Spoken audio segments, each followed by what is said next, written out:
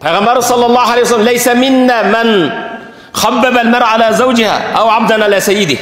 Менің үмметім емес дейді пайғамбар саллаллаху алейхи вассалам. Кімде кім бір аялды күйеуіне қарсы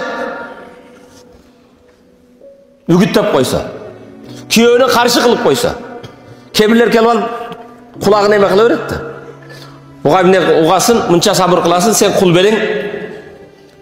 Күйеуге берген кезде айтады. 9 ай құрсағыма батқан үйге батпай қалау келе берген деп. Башыңда сырыңды алдырып алғын деп. Илгергілер қызын ұзатып атқанда айтады, қызым, сен жаңы бір үй-бүлеге баратасың. Күйеуің үшін жер болғын, күйеуің саға асман болады. Күйеуіңе күн болғын, күйеуің саға құл болады. Күйеуің қайғырып тұрғанда күлбегін, күліп тұрғанда қайғырмағын.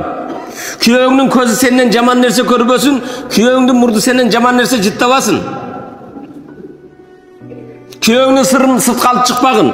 Күйеуіңнің сөзін бізге ташып келбегін. Ушындай насихат қылчу екен. Қазір не дейді? Сырыңды алдырып қойып,